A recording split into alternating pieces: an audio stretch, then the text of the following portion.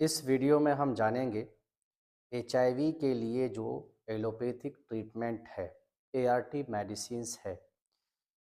इस ART medicines के बारे में डिटेल से आप सभी को बताएंगे और आप सभी को ये जानकारी देंगे कि एआरटी मेडिसिन्स कैसे आई, कैसे इसका इस्तेमाल लोग करते हैं, एआरटी मेडिसिन्स का क्या साइड इफ़ेक्ट है। गवर्नमेंट ने एआरटी मेडिसिन्स को हर एचआईवी पेशेंट के लिए क्यों कंपलसरी किया है और एआरटी मेडिसिन्स लेने के क्या नुकसान हो सकते हैं।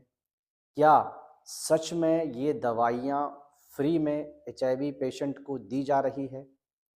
क्या हम एआरटी मेडिसिन्स खा करके लाइफ टाइम ज़िंदा रह सकते हैं? क्या एआरटी मेडिसिन्स हमारी लाइफ को बढ़ा सकती है या घटा सकती है? तो आज का जो वीडियो है वो कंप्लीटली होने वाला है एआरटी मेडिसिन्स के ऊपर, जो कि एचआईवी का एक अंग्रेज़ी दवाई है, जो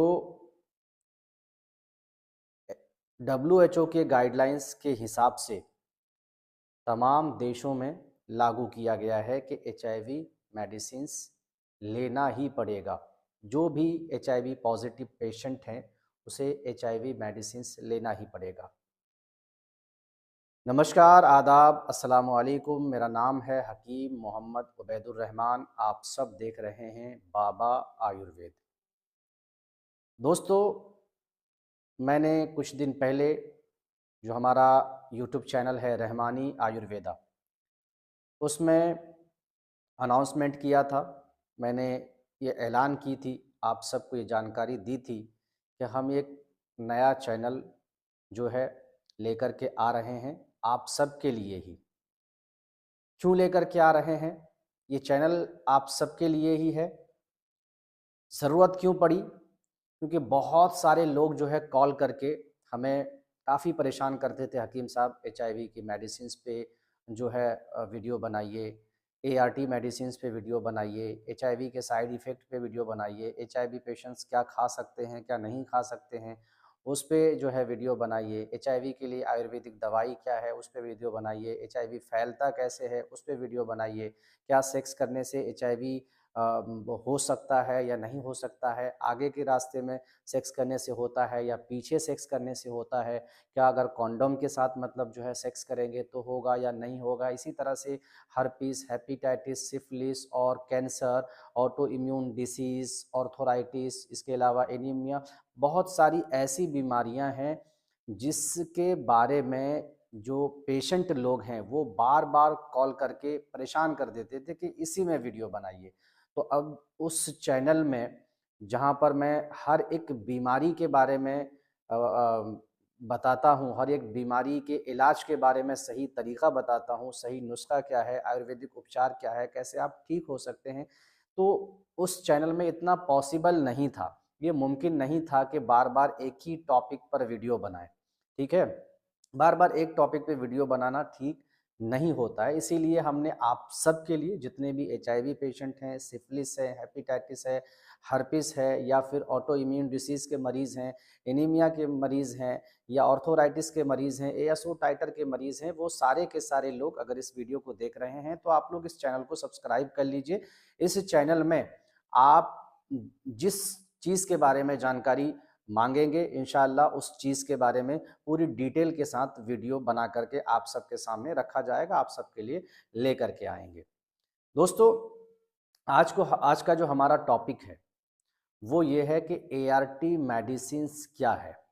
हमने दवाई के बारे में बहुत बात कर ली है, हमने आयुर्वेदिक दवाइयों के बारे में भी बात किया है, हमने एलोपैथिक दवाइयों के बारे में हमने इलाज के बारे में भी बात किया है, एचआईवी कैसे फैलता है, उसके बारे में भी बात किया है। हमने डाइट वगैरह के बारे में भी बात किया है और आयुर्वेदिक सही है या एलोपैथिक या होम्योपैथिक कौन सही है, इस पर भी हमने जो है रहमानी आयुर्वेदा यूट्यूब चैनल में बात कर ही लिया है। लेकिन हमने अब तक ये बात नहीं किया है कि क्या एचआईवी मेडिसिन्स लोगों को लेना चाहिए या नहीं लेना चाहिए। एचआईवी मेडिसिन्स के फ़ायदे क्या हैं और नुकसान क्या है? एचआईवी मेडिसिन्स को हर देश ने कंपलसरी क्यों कर दिया? क्या एचआईवी मेडिसिन्स एचआईवी के मरीज को सच में फ्री में दिया जाता है? इसमें 1 रुपए भी नहीं लगता है। ये सारी चीज़ों पर हम बात करेंगे और एचआईवी मेडिसिन्स बनती कैसे है, कहाँ पर बनती है और एचआईवी मेडिसिन्स यानी कि एआरटी को लागू करने के लिए इसके पीछे कौन है? एचआईवी पेशेंट के लिए कंपल्सरी कर दिया है। हम बात ये भी करेंगे कि क्या कोई पेशेंट अगर एचआईवी की मेडिसिन्स नहीं ले रहा है, तो क्या वो 10 साल, 20 साल, 25 साल तक ज़िंदा रह सकता है या नहीं रह सकता है? लेकिन हमारा मंशा कभी भी ये नहीं है कि हम आपको एचआईवी की जो मेडिसिन्स है, एआरटी है, उससे हम आपको रोकें। हमारा मंशा नहीं है कि हम आपको रोकें। बस हम उसके फ़ायदे और नुकसान आपके सामने रखने जा रहे हैं और जो चीज़ें हमने बताई है, जो फैक्ट है, वो चीज़ हम आपके सामने रखेंगे। बाकी जो है फ़ैसला आपके हाथ में है, डिसाइड आपको करना है, डिसीज़न आपको लेना है कि आपके लिए क्या सही है और क्या गलत है। मैं यहाँ पर सरकार को दोष देने के लिए नहीं आया हूँ और ना ही मेरा कोई इंटेंशन है कि मैं सरकार को गलत कह रहा हूँ या गलत ठहरा रहा हूँ, ऐसा कुछ भी नहीं है। हमारे नॉलेज के हिसाब से मेरे पास जो चीज़ है, मैं वो आपके सामने रखना चाहता हूँ। सबसे पहले हम बात कर लेते हैं दोस्तों, एचआईवी की मेडिसिन्स क्या सच में मुफ्त में मिलता है? तो मुझे लगता है कि एचआईवी की मेडिसिन्स बिल्कुल भी मुफ्त में नहीं मिलता है। आप कहेंगे कि हमसे तो कोई पैसा नहीं लिया जाता है, तो फिर मुफ्त में कैसे नहीं मिलता? देखिए, इसमें एक लंबा प्रोसेस है। सारी कंट्री मिल कर के, सारे देश मिल कर के डब्ल्यूएचओ यानी कि वर्ल्ड हेल्थ ऑर्गेनाइजेशंस, विश्व स्वास्थ्य संगठन जो है, उसको सभी देश के लोग लगभग मोटा-मोटी 200 देश के लोग का लोगों का टैक्स का पैसा 200 देशों के जो सरकार है 200 देशों के जो सरकार है, वो डब्ल्यूएचओ को पेमेंट करती है। क्यों करती है? वो इसलिए पेमेंट करती है या डब्ल्यूएचओ पेमेंट लेती है? ये ज़ाहिर सी बात है, फ्री में कुछ नहीं होता है और वो पेमेंट इसलिए दिया जाता है या डब्ल्यूएचओ इसलिए पेमेंट लेती है कि हम जो भी बीमारियां होती है उस पर हम रिसर्च करते हैं। हमारी एक टीम है, उसमें लोग काम करते हैं, बीमारियों के ऊपर रिसर्च होता है। इसीलिए सभी देश के जो मुख्यमंत्री होते हैं, सरकार होते हैं, वो डब्ल्यूएचओ को पेमेंट करते हैं या डब्ल्यूएचओ पेमेंट लेते हैं। चाहे रास्ता कैसा भी हो, किस हिसाब से लिया जाता है, कैसे लिया जाता है, उस पर हम डिटेल से बात नहीं करेंगे। और सबसे बड़ी चीज़ ये है कि अगर किसी बीमारी की मेडिसिन्स लेकर के आ जाए डब्ल्यूएचओ, तो क्या फिर उसी बीमारी के नाम पर उसको डोनेशन मिलेगा, पैसा दिया जाएगा या नहीं दिया जाएगा? आप लोग खुद समझें। अगर वो काम हो जाएगा, जिस काम के लिए आप पैसा मुसलसल दे रहे हैं, अगर वो जिस दिन आपका काम हो जाएगा, क्या आप दोबारा पैसा देंगे? बिल्कुल भी नहीं देंगे। दूसरी चीज़ ये है कि फिर 200 देशों से पैसा लेने के लिए कुछ एक नई बीमारी भी आनी चाहिए। जैसे ही कोई नई बीमारी आएगी तैसे ही ये बीमारी गायब हो जाएगी, जैसे कि पहले भी हुआ है। बहुत सारी बीमारी को लेकर के, टीबी को लेकर के काफ़ी ज़्यादा बवाल मचा हुआ था, कैंसर को लेकर के काफ़ी ज़्यादा बवाल मचा हुआ था। आज भी जो है साइंटिफिक रूप से कैंसर का इलाज लोग नहीं मानते हैं, जो एलोपैथ के लोग हैं। हालाँकि कैंसर का इलाज जो है आयुर्वेदिक में पूरी तरीके से किया जाता है, हम लोग भी करते हैं, बहुत सारे लोग करते हैं, ठीक है? तो अगर उस बीमारी का इलाज आ जाता है तो क्या डब्ल्यूएचओ को फिर से उस बीमारी के नाम पर पैसा मिलेगा, डोनेशन मिलेगा, चंदा मिलेगा? हाँ या ना में जवाब आपको देना है। आपको फैसला करना है कि क्या चंदा सच में मिलेगा या नहीं मिलेगा। हो सकता है ये वीडियो लंबी होगी, लेकिन आप आराम से देखें। अगर आप HIV पॉजिटिव पेशेंट हैं तो ये आपके लिए बहुत ज़रूरी है, ये जानना बहुत ज़रूरी है कि ये मेडिसिन्स जो आपको दी जा रही है, ये कितना आपके लिए ख़तरनाक हो सकता है, कितना आपके लिए फ़ायदेमंद हो सकता है, कैसे ये आपको फ्री में दिया जा रहा है और कैसे इस दवाई को तैयार किया जाता है। क्या ये दवाई आपकी लाइफ बढ़ा सकती है या घटा सकती है? ये सारी चीज़ें आपको जानना बहुत ज़रूरी है। इसीलिए अगर आप इस वीडियो को मिस करते हैं, तो आप बहुत बड़ी गलती कर सकते हैं। इसीलिए अगर आप इस गलती से बचना चाहते हैं, तो इस वीडियो को शुरू से लेकर के आखिर तक बिल्कुल जो है बिना जो है भगा करके देखना है, कंटिन्यू देखना है। ठीक है? दूसरी चीज़, ये दवाई बनती कैसे है? किसके पास बनती है? देखिए, कोई भी चीज़ जो है ना, कोई सरकार अपने हाथ से नहीं बनाता है। चाहे कोई संगठन ही क्यों ना हो, वो अपने हाथ से नहीं बनाता है। उसके लिए एक अलग टीम होती है। तो रोड बनाने का काम अगर रोड बनाने का काम डॉक्टर करने लगे, तो ऐसा होगा? नहीं होगा। और इंजीनियर अगर इलाज करने लगे, ऐसा होगा? ये भी नहीं होगा। हर इंसान के लिए एक अलग-अलग काम रखा हुआ है। तो WHO का काम है रिसर्च करना। रिसर्च करने के बाद जो है एक अलग टीम होती है या अलग एक जो कंपनी होती है जिसको ये सौंपा जाता है। जैसे कोरोना काल में किसी एक पूना वाला या कुछ तो आदर्श पूना वाला किसी को दिया गया। तो क्या आदर्श पूना वाले ने फ्री में मेडिसिन्स बना करके सरकार को दिया? जब मेडिसिन्स बनाया जाता है तो उसके लिए जो है केमिकल है वो लेकर के लाया जाता है। क्या जो चीज़ें भी लगती है, मशीन लगता है, बहुत सारी वर्कर लगते हैं, उसमें साइंटिस्ट लगते हैं, बहुत सारे डॉक्टरों की टीम होती है। क्या ये सारे के सारे फ्री में करते हैं? कोई भी फ्री में कर सकता है? क्या सरकार के जितने टीचर हैं, क्या फ्री में मुफ्त में पढ़ाते हैं? सरकार के जितने गवर्नमेंट में हॉस्पिटल में डॉक्टर हैं, क्या वो फ्री में इलाज करते हैं? बिल्कुल भी नहीं। सरकार से वो पैसे लेते हैं। हर इंसान पैसा लेता है, पैसे के बिना कुछ भी नहीं होता। आज के डेट में अलकतरा, अलकतरा हम लोग अपनी ज़बान में कहते हैं, शायद आप अपनी ज़बान में कुछ और कहते होंगे। मतलब जो रोड को चिपकाने वाला जो काला कलर का जो होता है, उसका कोई काम है, आप बताइए? अगर आपको 2 किलो दे दिया जाए तो आप क्या कीजिएगा? अगर आपको 2 किलो दे दिया जाए कि इसको रख लीजिए फ्री में, आप लेंगे? नहीं लेंगे। क्यों नहीं लेंगे? क्योंकि उसका कोई काम नहीं है। लेकिन वो भी फ्री में आपको नहीं देगा। जबकि आपका कोई काम नहीं है, लेकिन अगर आप माँगेंगे तो वो भी फ्री में नहीं मिलता। तो वही कहने का मतलब है, जो बिल्कुल किसी चीज़ के लिए काम की चीज़ नहीं है वो, किसी के लिए काम की चीज़ नहीं, वो जब फ्री में नहीं मिलता, तो ये तो मेडिसिन्स है, लोगों की जान बचाने के लिए बनाया जा रहा है, तो ये फ्री में कैसे मिल सकता है? लेकिन फिर भी आप कहेंगे कि हमें तो फ्री में दिया जा रहा है। देखिए, आपको फ्री में मिलना ये एक अलग बात है। राशन आपको फ्री में मिलता है, जो गरीब तबके के लोग हैं, राशन फ्री में मिलता है। लेकिन क्या सरकार इसका हिसाब देती है या नहीं देती है?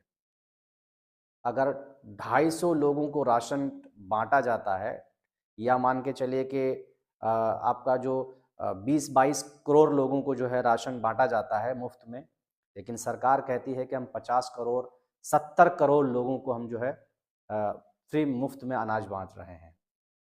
अब 70 बाँटा तो 20 करोड़ लोगों को जा रहा है, लेकिन सरकार ने कह दिया कि हम 70 करोड़ लोगों को बाँट रहे हैं, है ना?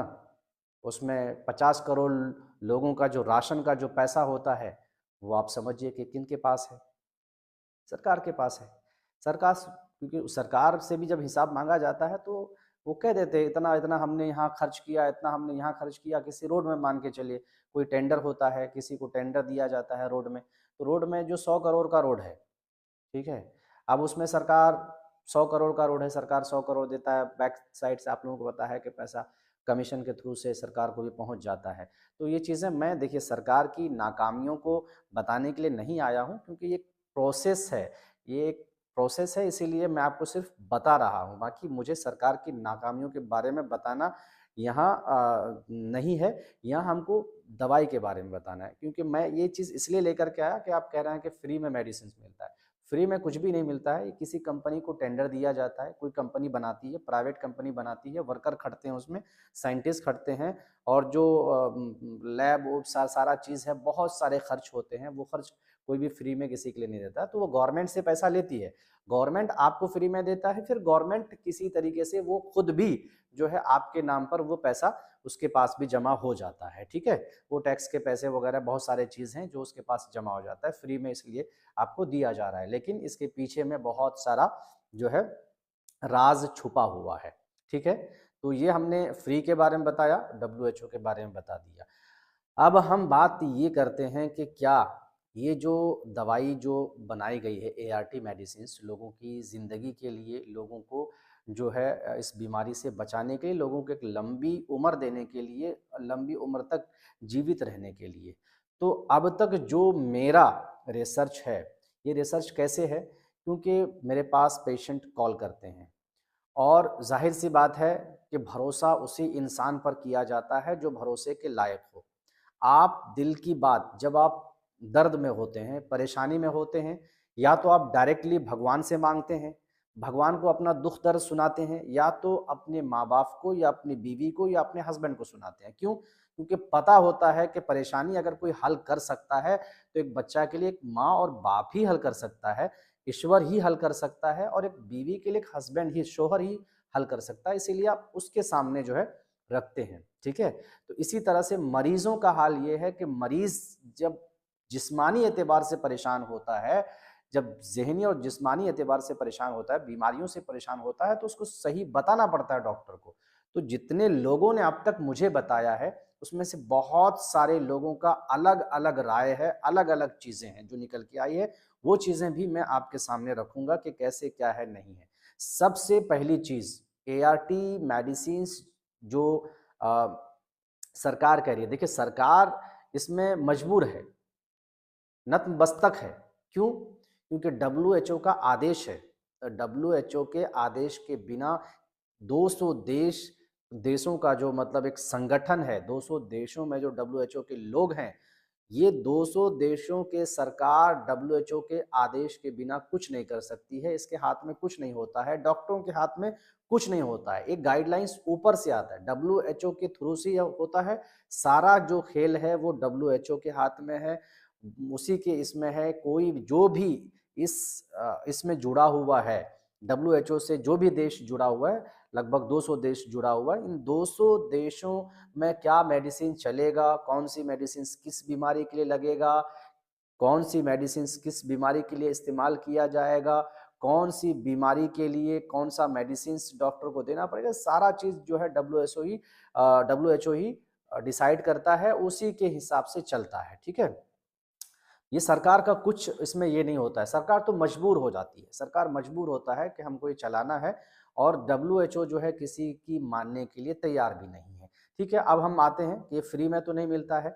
अब जैसे लोग हैं जो WHO कह रही है कि हम इस मेडिसिन को इसलिए दे रहे हैं, क्लियर तो हम नहीं कर सकते हैं, पूरी तरह से ठीक नहीं कर सकते हैं, लेकिन हम आपकी ज़िंदगी को बढ़ा ज़रूर सकते हैं, ये WHO का कहना है।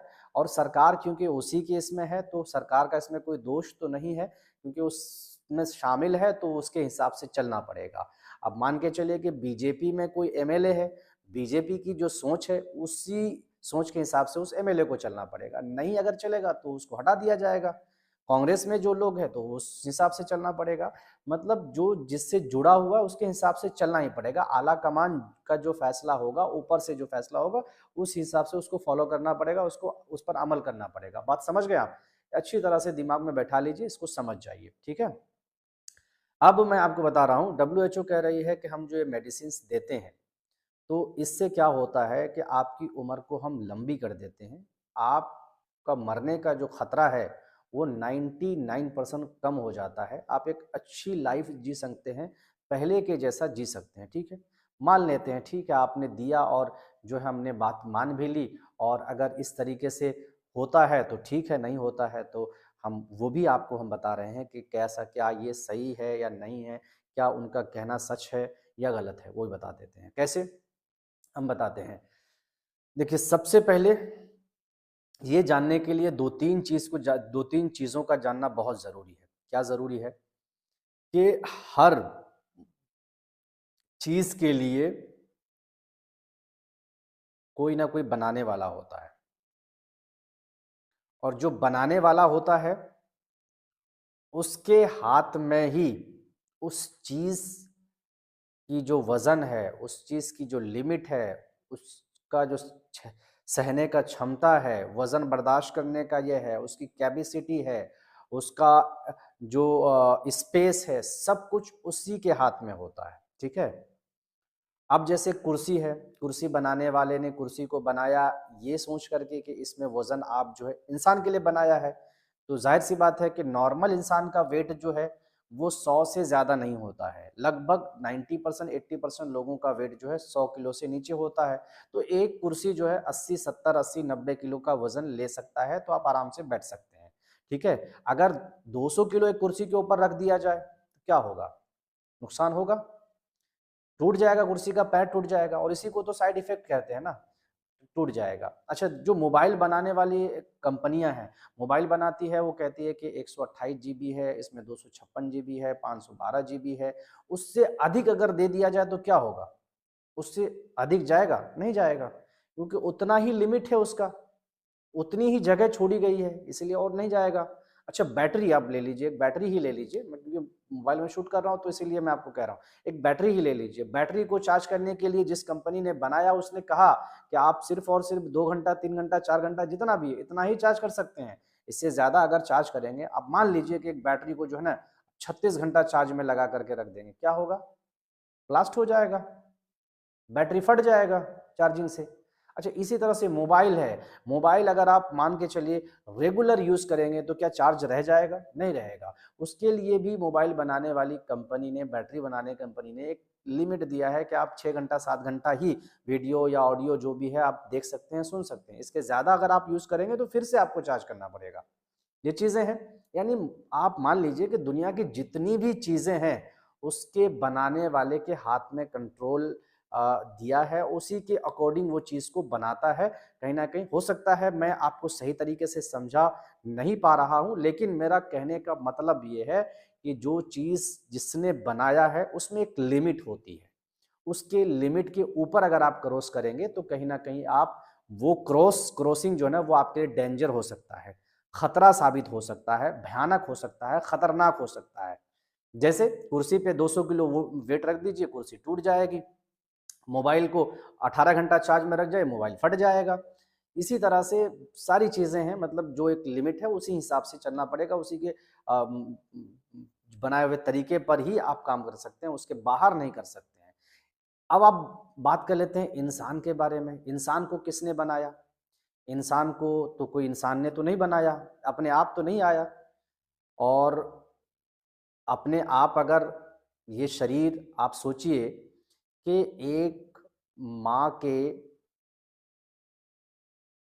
जो अ, गंदा रास्ता होता है, या मान के चलिए वेजाइना से, और एक पिता के पानी के कतरे से, दोनों जब एक जगह मिलता है तो अंदर जाकर के बॉडी का आकार लेता है, आंखें बनती है, नाक बनता है। पेट के अंदर बनाने वाला कौन है? पेट के अंदर कैसे बनता है? बनाने वाला कौन है? आप सोचो कि इस समय आप वीडियो देख रहे हैं, आपके दोनों हाथ अगर ना हो तो कैसा लगेगा?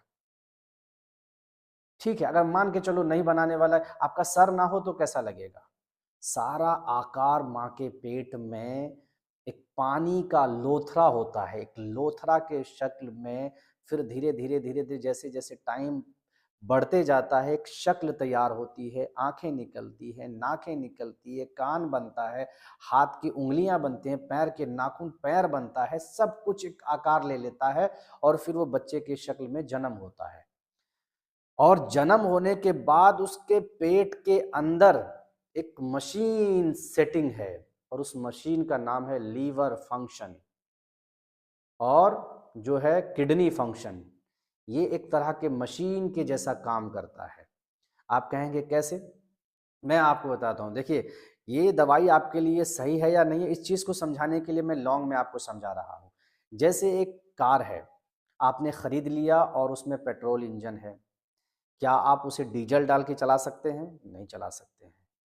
चलिए आपने डीजल इंजन खरीद लिया, क्या पेट्रोल डाल के चला सकते हैं? नहीं चला सकते हैं। गलती से अगर डल जाएगा, आपने ध्यान नहीं दिया, डालने वाले ने ध्यान नहीं दिया, क्या होगा? आपका इंजन बैठ जाएगा, खत्म हो जाएगा, आपको पता नहीं चलेगा।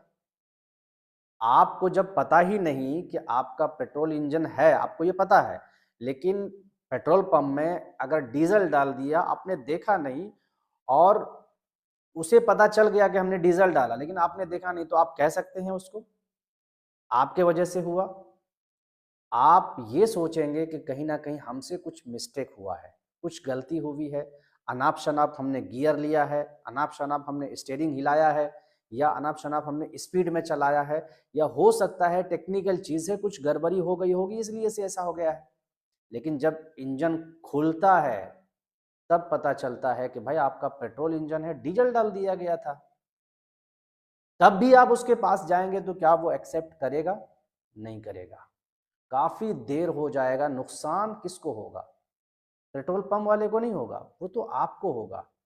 पेट्रोल पंप वाला जो डाला है, अगर आपने बाय चांस उसी के पास जाके कहा कि भैया आपकी गलती की वजह से हमारा इंजन खराब हो गया, सीज हो गया, आपको भरना पड़ेगा। मैडम हमने तो नहीं किया, सर हमने नहीं किया है। आप पूरे दिन भर में यहाँ भराते हैं, वहाँ भराते हैं, पचासों जगह, लाखों जगह में आप तेल भराते हैं, आपने कहाँ तेल गलत लिया, नहीं लिया, कौन दिया, नहीं दिया, आप ये हमको आकर के कह रहे हैं, ये हमने नहीं किया है, ये गलत बात है। हालाँकि उसी ने किया, लेकिन फिर भी आप नहीं कह सकते हैं उसको। क्यों? क्योंकि आपने देखा नहीं ना। आप देखते तो कह सकते थे, लेकिन बात हुई खराब की। एक चीज़ ये कि आपने देखा नहीं इसलिए आप कह नहीं सकते हैं। कल को जाकर के आपका लीवर खराब हो जाएगा, आप इस मेडिसिन्स का इस्तेमाल कर रहे हैं। कल को जाकर के आपका लीवर खराब हो जाएगा, आपका किडनी खत्म हो जाएगा, आप डब्ल्यूएचओ को कुछ नहीं कह सकते हैं। कहने का मतलब ये था। आप डब्ल्यूएचओ को कुछ नहीं कह सकते हैं, डब्ल्यूएचओ को ब्लेम नहीं कर सकते हैं, डॉक्टर को भी ब्लेम नहीं कर सकते हैं। आप कहेंगे कि कहीं न कहीं हमने फलाँ महीने में 10 बार सेक्स कर लिया। हमने फलाँ जगह गया और जो मसालेदार मैंने बहुत कुछ इडली, डोसा, बर्गर, है ना, चाउमीन वगैरह खाया था, शायद उसी की वजह से ये गड़बड़ी हुआ होगा। ठंड ठंड बहुत ज़्यादा पड़ रहा था, ठंड के मौसम में शायद हमें ठंडी मतलब जो है अंदर लग गई, इस वजह से मेरी तबीयत खराब हो गई। ये आप कर सकते हैं। आप जैसे मान के चलिए एचआईवी है, तो एचआईवी जब आता है तो अगर मान के चलिए कि किसी ने इंजेक्शन के माध्यम से भी डाल दिया, आपने नहीं आपको पता नहीं है, तो आप बिल्कुल भी नहीं शक कर सकते हैं कि उसके वजह से हुआ। आप तो ये कहेंगे कि मैंने शायद वहाँ पे सेक्स किया था, वो मैंने सेफ्टी के साथ नहीं किया, शायद उसी की वजह से आया होगा। मैंने अपनी फलाँ एक्स गर्लफ्रेंड, ये गर्लफ्रेंड या उस लड़की से या कोठी में गया था, वहाँ जाके सेक्स किया, शायद इसके वजह से हो सकता है। आप कन्फ्यूज़ हो जाते हैं।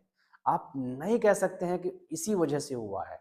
आपको पता नहीं चलता। इसी तरह से अगर आप एआरटी की मेडिसिन्स लेते हैं और आपका अगर मान के चलिए इंजन ख़त्म हो जाता है, तो आप नहीं कह सकते हैं कि उसके वजह से हुआ है। आप खुद के ऊपर ब्लेम डालेंगे, हमने यहाँ ये किया था, वहाँ ये किया था, यहाँ ऐसा हुआ था हमारे साथ, वहाँ ऐसा हुआ था, इस वजह से हमारा जो किडनी ख़त्म हो गया शायद।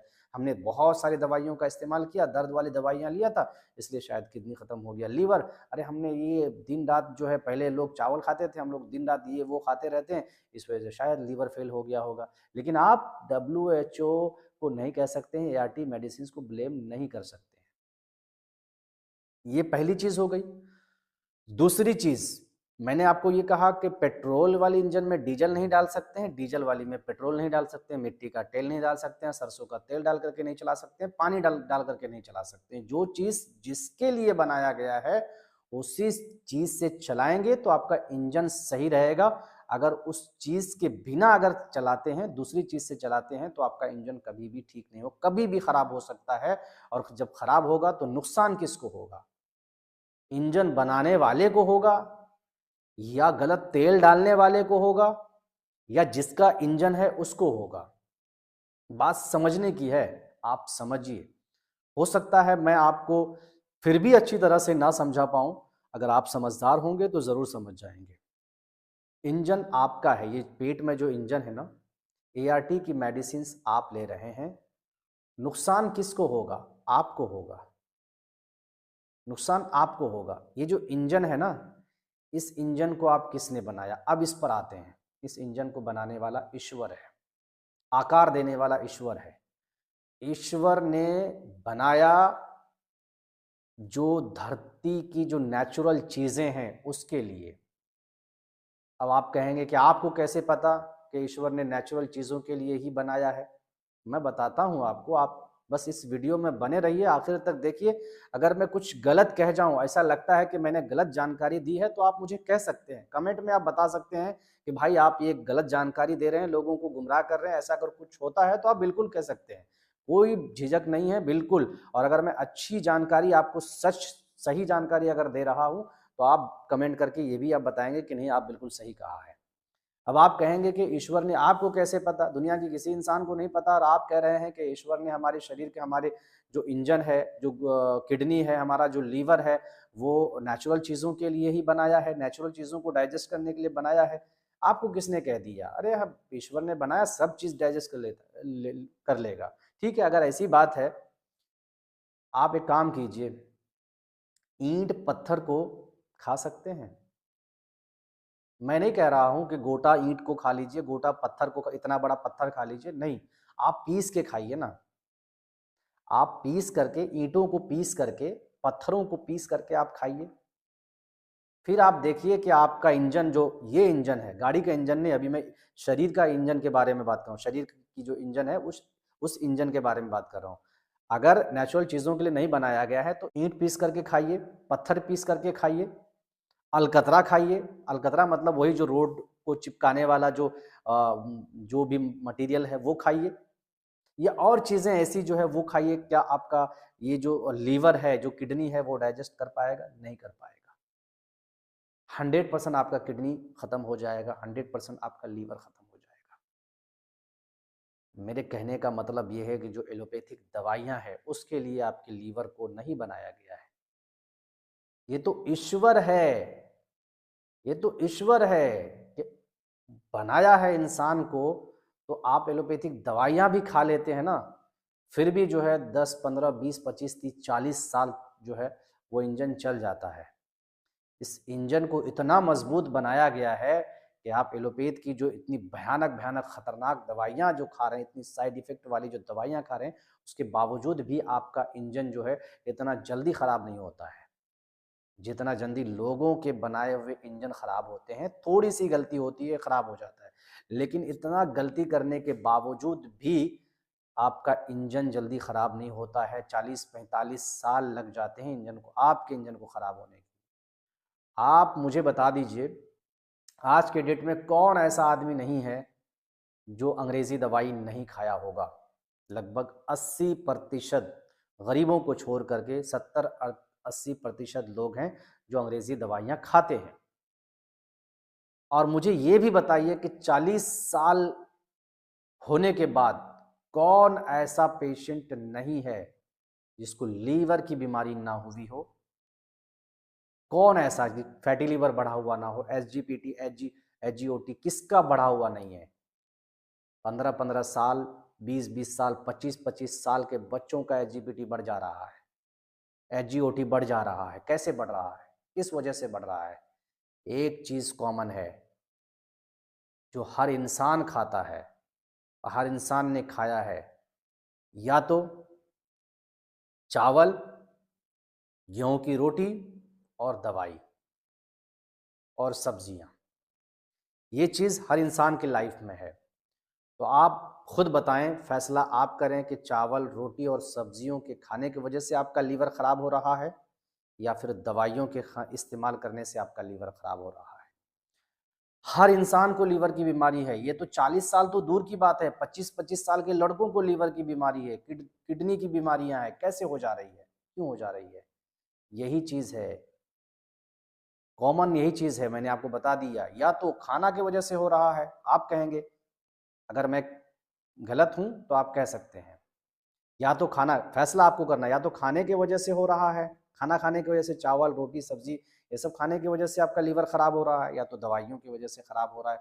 और जो तरह तरह के मसाले हैं, जो जिसमें अलग अलग केमिकल मिला मिला करके मसालों को अच्छा बनाया जाता है, खुशबूदार बनाया जाता है, टेस्टी बनाया जाता है, उन मसालों की वजह से और इन दवाइयों की वजह से हो रहा है, या तो फिर रोटी चावल सब्जियों के खाने की वजह से हो रहा है। फैसला आपको करना है कि क्या रोटी चावल सब्जी खाने की वजह से हो रहा है, या उन मसालों की वजह से हो रहा है, उन दवाइयों की वजह से हो रहा है, यह आपको फैसला करना है। लेकिन बस इतना समझिए कि ईश्वर ने इंजन बनाया है, इसीलिए आपका चल जा रहा है, वरना ये केमिकल, ये शरीर को केमिकल के लिए नहीं बनाया गया है, शरीर को नेचुरल चीज़ों के लिए बनाया गया है। अब आप कहेंगे कि यार ये चीज़ बिल्कुल गलत है, कोई साइंटिफिक ये नहीं, प्रूफ नहीं है, ये नहीं बने। मैं ये कहता हूँ कि आप जो है ना, आप जो है, जो सूरज की जो किरण है, धूप है, उसके सामने में आप 4 घंटा कड़ी धूप में 4 घंटा भी बैठ के रहेंगे, तो एक नॉर्मल तरीके से धूप लगेगा, आपको थोड़ा-सा जलन महसूस होगा। लेकिन उसके बाद जो है ना, कुछ ऐसा बड़ा मतलब जो है फ़र्क नज़र नहीं आएगा, कोई बड़ी बीमारी आपको नहीं होगी, कुछ नहीं, बस वक़्तन जिस वक़्त तक आप धूप में बैठे रहे 4-5 घंटा, उस वक़्त तक हो सकता है आपकी पीठ जले, है ना, हाथ-पैर में धूप लगेगा, तो ज़ाहिर-सी बात है कि एक ताव जैसा, गर्मी जैसा महसूस होगा। गर्मी भी महसूस हो सकता है, लेकिन उसके बाद जो है ना ख़त्म हो जाएगा। लेकिन मैं आपसे ये कहना चाहता हूँ कि करंट में एक हीटर जो है, हीटर को जला कर के ज़्यादा नहीं, आप 8 से 9 घंटा, 8 नहीं, ये तो ज़्यादा हो जाएगा, 4-5 घंटा आप हीटर के सामने जो है आप बैठ जाएँ। आपको अगर हेडेक की बीमारी नहीं होगी, तो मेरा नाम उबैदुर रहमान, हकीम उबैदुर रहमान है, बदल करके जो रखना चाहें वो रख देंगे।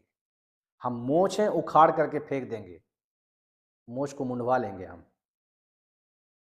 आप रोज अगर जो है सूरज की धूप में 4-4 घंटा, वो 4 घंटे की बात नहीं है, किसानों से पूछिए ना, वो तो 8 घंटा, 9 घंटा, 7 घंटा, जितने देर तक धूप जो है निकलती है, सुबह सवेरे से लेकर के शाम के सूरज डूबने तक वो अपने खेतों में मेहनत करते हैं।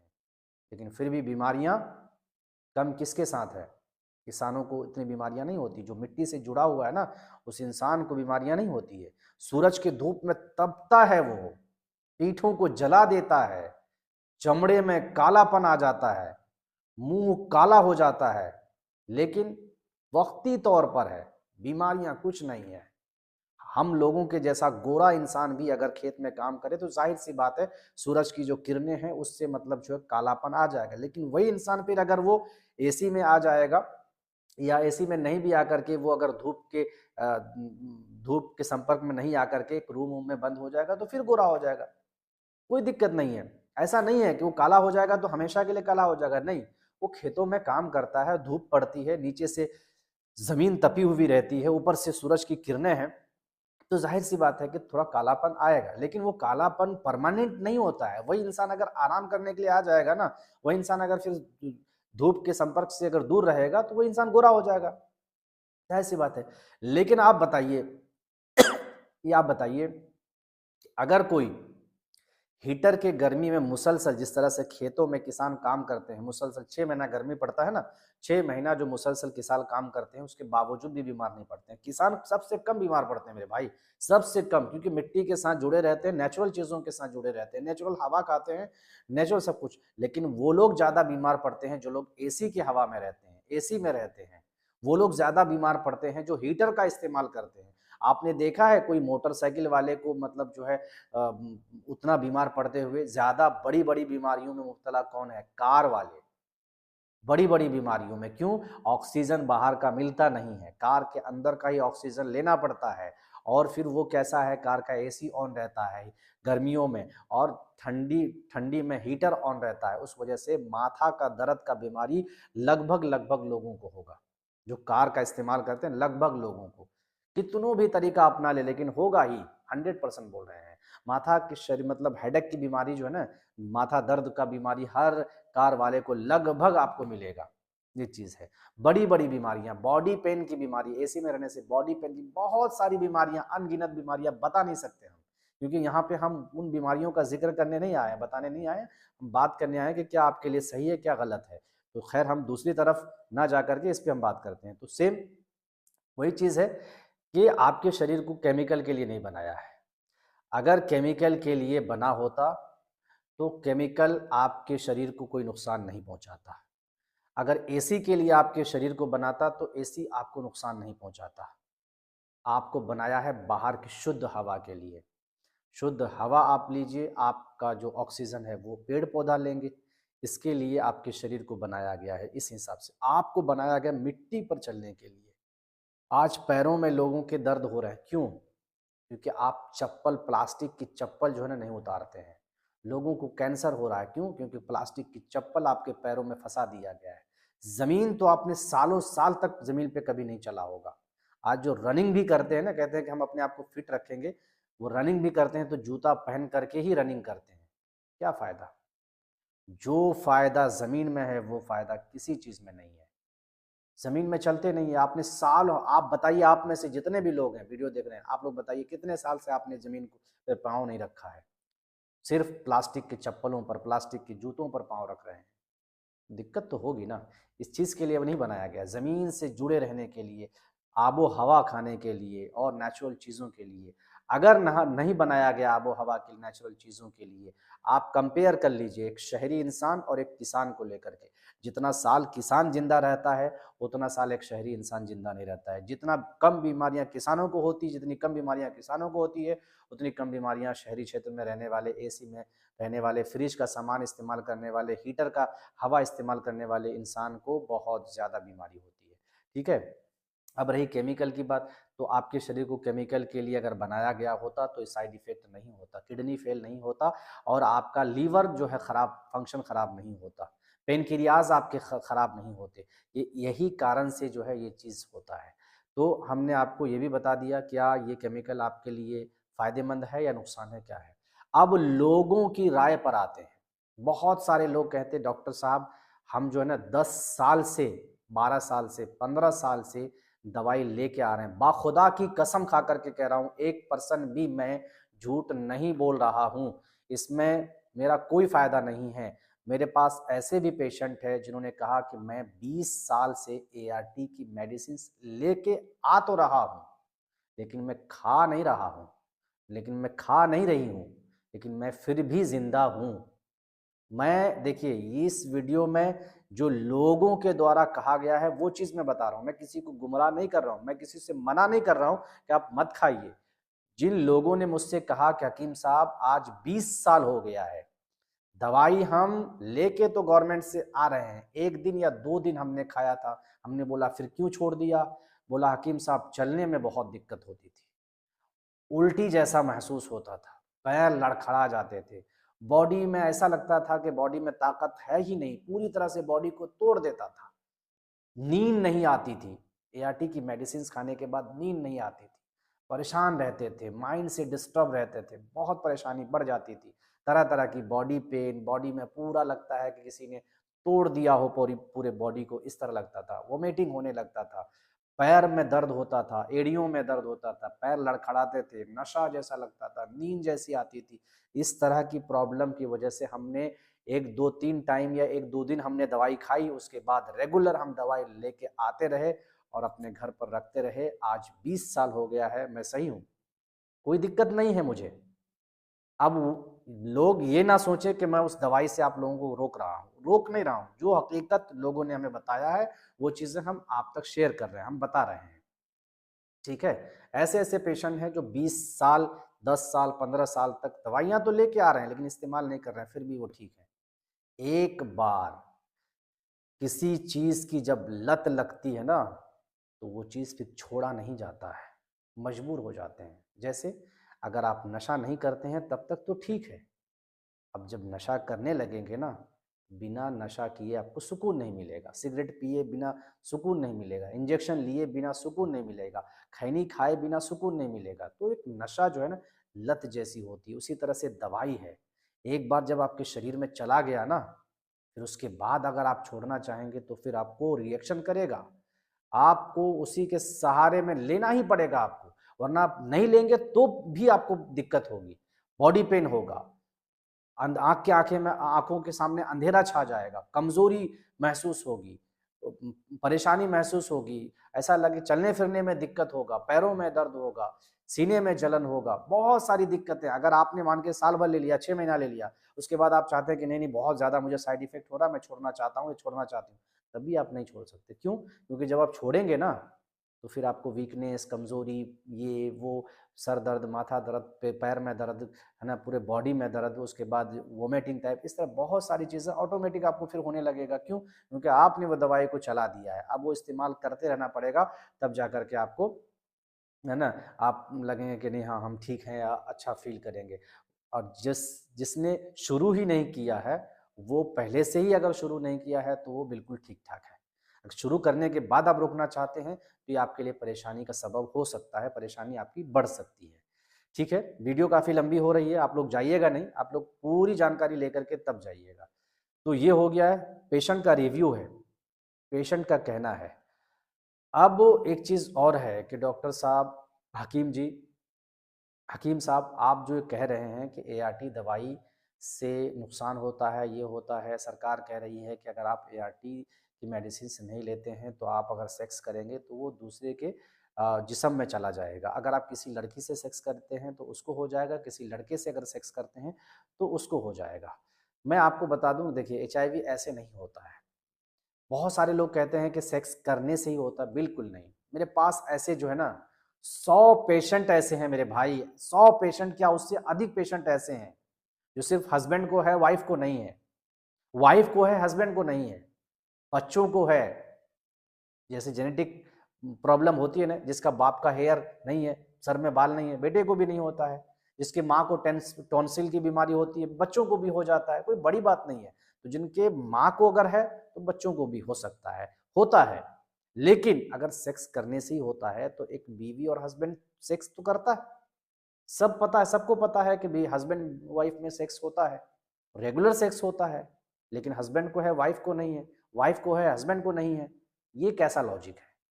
ये बिल्कुल मेरे पास ये लोगों के रिव्यू हैं, मुझे है हकीम साहब, मेरे वाइफ को नहीं है, हकीम साहब मुझे है, मेरे हस्बैंड को नहीं है। तो ये ज़रूरी नहीं है कि सिर्फ सेक्स की वजह से होता है।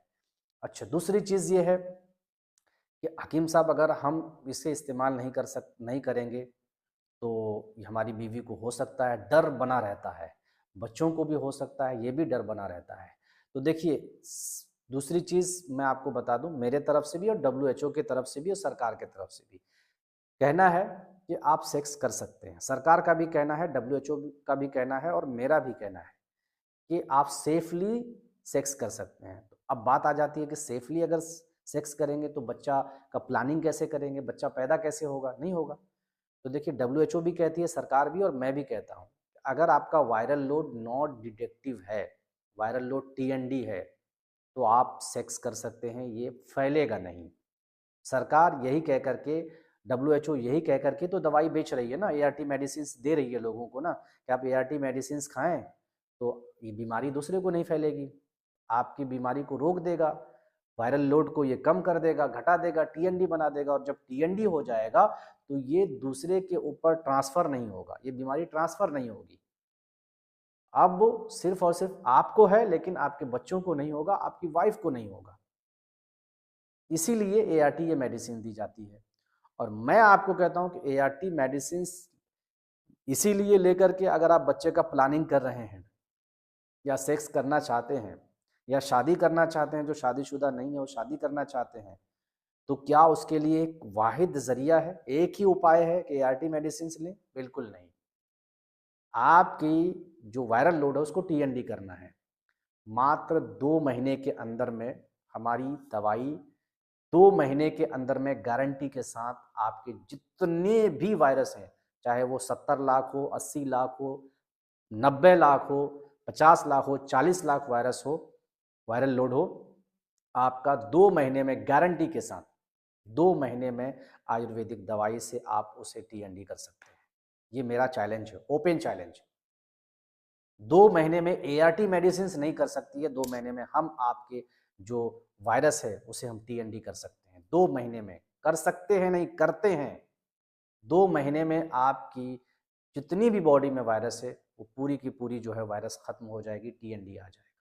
रिपोर्ट में टीएनडी आ जाएगा और मेरे पास आप रिपोर्ट लेके आइए। आप 2 महीने का मेडिसिन लेने से पहले रिपोर्ट कर लीजिए, आप अपने पास रिपोर्ट रख लीजिए, 2 महीने के मेडिसिन के बाद फिर आप रिपोर्ट कर लीजिए और आप देख लीजिए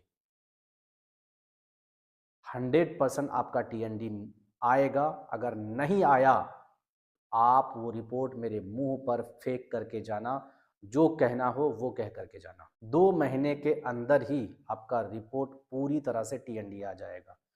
अब जब सवाल है टीएनडी का, तो जब टीएनडी आ जाएगा तो आप बिल्कुल सेक्स कर सकते हैं, बिल्कुल बच्चा प्लानिंग कर सकते हैं, क्यों नहीं कर सकते हैं? जब दूसरे में ट्रांसफ़र नहीं होगा, बच्चों को नहीं होगा, वाइफ़ को नहीं होगा, तो बिल्कुल कर सकते हैं। अगर दोनों भी पॉज़िटिव हैं, तो देखिए चांसेस होता है कि आपके बच्चे को हो सकता है। क्यों? क्योंकि माँ को जो बीमारियाँ होती है, अक्सर देखा गया है कि बच्चों को बीमारी होती है। एक सिर्फ़ एचआईवी की बीमारी की बात नहीं कर रहा हूँ, ये नॉर्मली बहुत सारी बीमारियाँ हैं। टॉन्सिल हो, हेयर लॉस हो या फिर और भी जो डिसीज़ है, टीबी वगैरह की बीमारी हो या और भी बहुत सारी डिसीज़ है, बीमारियां हैं, जो माँ को है या बाप को है, तो वो पीढ़ी के हिसाब से चलता है। जैसे जिसका बाप खर्राटा लेता है, बच्चों को भी खर्राटे की आदत लग जाती है, उसे भी खर्राटा मतलब जो है वो भी खर्राटा लेता है। जैसे किसी का माँ का कान बहता हो, बच्चों को भी हो जाता है। तो ये कुछ ऐसी चीज़ें हैं जिसकी वजह से होता है। लेकिन अगर आप टीएनडी आ जाते हैं, टीएनडी आपका रिपोर्ट आ जाता है, तो आपका बच्चा बिल्कुल सुरक्षित है। आपकी वाइफ़ का अगर नेगेटिव है तो वो भी सुरक्षित है। इसी के लिए एआरटी मेडिसिन दी जाती है और इसी के लिए आप आयुर्वेदिक दवाई का इस्तेमाल करके, जो हम आयुर्वेदिक दवाई हमने तैयार किया है, इस दवाई का इस्तेमाल करके मात्र 2 महीने के अंदर में आप टीएनडी कर सकते हैं। अगर आप शादीशुदा नहीं हैं तो शादी भी कर सकते शादी भी कर सकते हैं और आप बच्चे भी पैदा कर सकते हैं। बशर्ते ये है कि जब आप सेक्स कर रहे हैं उस समय आपका रिपोर्ट टीएनडी होना चाहिए। अगर आपका रिपोर्ट टीएनडी है तो आप सेक्स करेंगे तो ये ट्रांसफ़र नहीं होगा, आपकी बच्चों को भी नहीं होगा, आपकी बीवी को भी नहीं होगा। लेकिन अगर दोनों पॉज़िटिव हैं तो चांसेस कुछ रहता है कि बच्चों को आ जाए, ये नॉर्मली होता है। लेकिन उसका भी उपाय है, 100% जड़ से ठीक कर सकते हैं। 6 महीने के अंदर पूरी तरह से आप जड़ से इस बीमारी को ख़त्म कर सकते हैं। अब आप कहेंगे कि ये आप आखिर आखिर में कैसी बात कर दी आपने? इस बीमारी का कोई भी इलाज नहीं है, कोई भी मतलब दवाई नहीं है और आप इस बीमारी को ठीक करते हैं। ये मसला कुछ समझ में नहीं आया। अब इसको अच्छे से बताइए, तो आइए मैं आपको बताता हूँ, कैसे इस बीमारी को आप जड़ से हमेशा के लिए ख़त्म कर सकते हैं। कैसे आप जो है एक नॉर्मल लाइफ़ जी सकते हैं, एचआईवी पूरी तरह से कैसे नेगेटिव कर सकते हैं। इसके पीछे भी मैं आपको कुछ चीज़ें बताना चाहता हूँ। जैसे मैं आपको बता दूं, एलोपैथिक डॉक्टर की एक सच्चाई बताता हूँ। जो बड़ी बड़ी बीमारियां होती है ना, खुदा की कसम खा करके कह रहा हूँ, लोग एलोपैथिक दवाई नहीं लेते हैं। खुद एलोपैथ में हैं, एलोपैथिक दवाई नहीं लेते हैं। ये सच्चाई है, ये सच्चाई है जो आज तक किसी ने आपको नहीं बताया होगा। जो कम समझदार हैं, क्योंकि बहुत सारे लोग डॉक्टर में भी ऐसा नहीं है, आप कहेंगे कि अरे डॉक्टर हैं और समझदार ना हो। देखिए ज़रूरी नहीं है। हर इंसान जो है पढ़ाई करता है तो 2 चीज़ होता है, या तो एक पढ़ता है या गढ़ता है, या तो डिग्री होती है या तो नॉलेज होता है ना? और कुछ-कुछ ऐसे इंसान होते हैं जो उसके पास डिग्री भी होती है, नॉलेज भी होता है। बेहतरीन नॉलेजेबल डॉक्टर है, बेहतरीन डॉक्टर, खुदा की कसम खा कर के कह रहा हूँ, जो बड़ी बीमारियाँ होती है ना, वो एलोपैथिक दवाई नहीं लेता है। क्योंकि उसे मालूम होता है कि इसकी साइड इफ़ेक्ट क्या है, ये कितना नुकसान है, कितना घातक है, कितना खतरनाक है, कितना डेंजर है, इसलिए वो नहीं लेता है, वो आयुर्वेदिक दवाइयाँ लेता है। ये हकीकत है। किसी किसी डॉक्टर को शुगर हो जाए, क्या वो मुसलसल इंसुलिन लेगा? नहीं लेगा। उसका जिस्म सड़ जाएगा इंसुलिन ले लेकर के।